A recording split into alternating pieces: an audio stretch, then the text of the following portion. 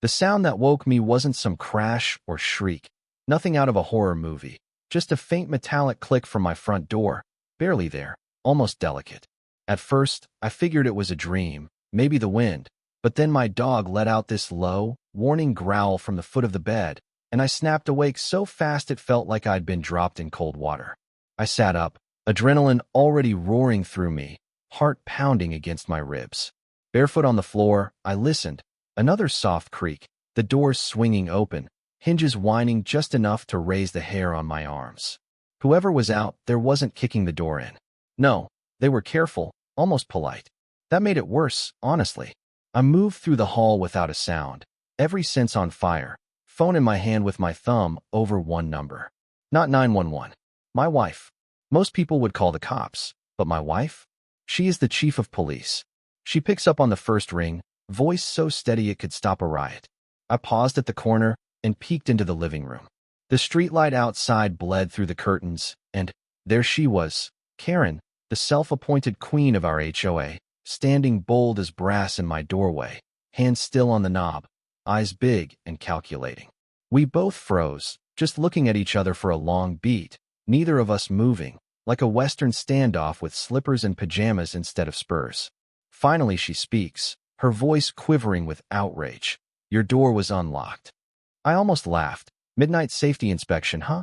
She tried to recover, saying something about checking for intruders, about keeping the neighborhood safe. The irony nearly killed me. I told her she'd just passed the intruder test herself, with flying colors. Her eyes darted around, probably looking for cameras, not realizing she'd just strolled into a house wired up like Fort Knox. 3 cameras on her, every second recorded, from her smug little entrance to her feeble excuse. She tried to puff up again, scolding me about my truck, my flag, the color of my shutters, and I just let her words hang there until even she heard how nuts she sounded. Karen, it's midnight. You're in my house. Do you realize how crazy that is? She blustered and spun on her heel, slamming the door behind her like that made her the hero. I just stood there, heart racing, my dog whining, and muttered, "Don't worry, buddy." She just made the biggest mistake of her life. Next morning, the world looked deceptively normal. Kids at the bus stop, sprinklers ticking, birds singing. But behind those neat curtains, the stares started. Neighbors peeking, gossip swirling. Word travels faster than wildfire around here, especially when Karen's involved. I made my coffee, parked myself on the porch, and waited. Sure enough, Karen emerged, neon pink tracksuit gleaming, clipboard clutched like a shield, hair helmeted, lips pursed, and she beelined straight for me. You, she barked, jabbing that clipboard like a spear. Your truck is 2 inches over the line. Violation. Your shutters are the wrong beige. Another violation. Don't get me started on your shrubs. I sipped my coffee, savoring it. Are you going to mention breaking into my house? Or is that not on the list?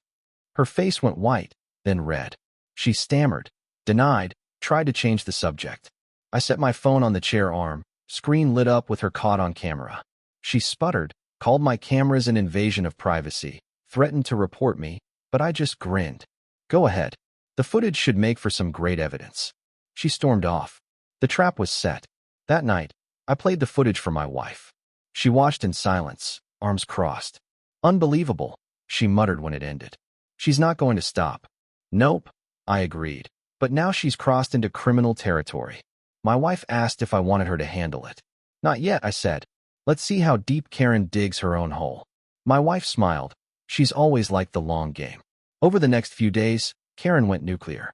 Fake violation notices on my door, harassing the mailman, yelling at the neighbor kids about scooters.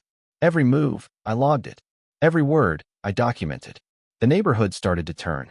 People whispered, confided in me, stories about Karen trespassing in backyards, threatening to fine people for fence height, letting her dog bark at 3 a.m.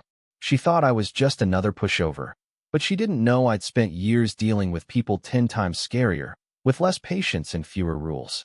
She didn't know my wife had enough authority to end her reign before breakfast. But Karen, she doubled down. She tried to throw an emergency HOA meeting on her front lawn, inviting half the street, waving her clipboard, shouting about dangerous influences. It was almost funny. Her rally speech turned sour when old Mr. Perkins, 90 if he's a day, piped up and asked why she was in his backyard last week. She blushed, stammered, tried to talk about fence lines. He doesn't even have a fence. That was the first real crack. The second came courtesy of my wife. She came home for lunch, badge on her belt, and suddenly Karen's support evaporated. Conflict of interest, Karen screamed. Abuse of power. But nobody was buying it. Phones came out. Neighbors started recording. Her power was draining, and she felt it. Still, she wasn't done. The next morning, a final violation notice in orange was taped to my mailbox. Hostile shrubs, unsightly truck, inflammatory flag. I actually laughed out loud at that one. But when I came home that afternoon, my dog's water bowl smelled like bleach. It hit me hard. This wasn't just Karen being dramatic. This was cruel. No proof, but nobody else had motive. I took photos, saved the bowl as evidence, showed my wife. That's it, she said. We pressed charges. But I shook my head. No, not yet. I wanted Karen caught in the act. So I upgraded the cameras, hit a few, installed silent alarms. 2 nights later, my phone buzzed at 2 a.m. motion detected. I slipped out, boots on, flashlight off, crept around back. There she was, bolt cutters in hand, flashlight under her chin, crouched by my shed. My father's old mower in there, all my tools. Midnight gardening. I called out, stepping into the beam. She jumped. Just checking for code compliance, she squeaked. Funny, because the law requires permission for that. I raised my phone, recording, of course.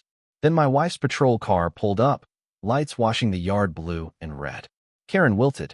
My wife read her the riot act, professional and cold. Step away from the shed. Karen tried to bluster, then fled, tripping over the hose. She was afraid, and she should have been. The next day, Karen regrouped. She rallied the board, staged another HOA meeting, but this time, the neighbors were skeptical, exchanging looks, shaking their heads. At that meeting, my wife showed up in uniform, not to arrest Karen, but just to eat lunch with me on the porch. The neighbors watched, gears turning. Karen shrieked about police corruption, but nobody followed. Karen's antics grew pettier. My mailbox stuffed with flyers accusing me and my wife of corruption, witchcraft, you name it. When that didn't work, she escalated. Mail missing, truck scratched, trash cans overturned, sprinklers smashed. She was unraveling, and everyone saw it. Kids started riding their bikes again. People stopped to talk. The neighborhood felt lighter. Then Karen snapped. Power went out one night, wires cut at my breaker box. I caught her in the act, neon tracksuit glowing under the moon. She lunged with bolt cutters, barking about poisoning the community. The police arrived, my wife in command. Drop it, she said. Karen did, finally. But instead of running, she locked herself in her house, calling it a conspiracy. A day later, she was out in the dark, spraying my lawn with weed killer, killing my grass in big, sickly swathes. Cameras caught it all. My wife said, that's vandalism, trespassing. She's done. But I wanted Karen exposed, wanted her undone by her own hand. The board finally met again. Neighbors fed up, and this time Karen showed up wild-eyed, raving, accusing half the street of crimes. Alan, the exhausted board president, finally said, Karen, you're out. Applause broke out. She stormed away, furious, and that night, my windows were egged, nails scattered on my drive. Something set alight by my trash. The neighborhood turned. Old Man Perkins almost fell over a trashed can. Bikes went missing, sprinklers broken, tires deflated. People whispered, then started to openly talk. Karen tried to rally with a bullhorn, blaming me, my wife, claiming we were destroying the community. Phones came out. People filmed her rant, neighbors jeering, and by the next day, her meltdown was viral. That was the final crack. She lost her last ounce of control. And still, she didn't stop. One night, flames rose from my trash cans. Arson, this time, no question. My wife made the call. Enough. The arrest warrant was signed. Cops filled the street. Neighbors watched as Karen barricaded herself in her home, then burst out waving papers, screaming about conspiracies. She was cuffed, crying, led away, her last performance filmed by half the street.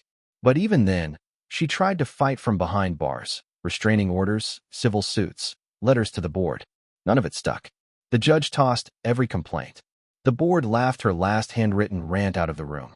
The neighborhood relaxed. Block parties replaced tension. Kids drew "No More Karen" on the sidewalks. For the first time, I actually knew my neighbors. Karen's madness had, ironically, brought us together. The real finale came at her trial. Reporters, cameras, Karen in orange, defense full of wild accusations, prosecution armed with a mountain of evidence. Guilty, the verdict was clear. She wouldn't be coming back. We celebrated, not out of cruelty, but relief. Balloons on the stop sign, free at last, banners, and laughter where there'd been fear. Late at night, I'd look across at her dark house, for sale signs coming and going. No one stayed long. The place just felt heavy. But honestly, I didn't need revenge. I didn't need to gloat. Living free while your enemy is trapped by their own choices? That's the sweetest victory you can ask for. So tell me, when push comes to shove, is it right to fight back like I did? Or should we always take the high road, even when someone's intent on making your life hell? Drop your thoughts in the comments. I want to hear your stories, your HOA nightmares, your own little wars and victories. Who's right? Who's wrong? Where's the line? Let's talk about it.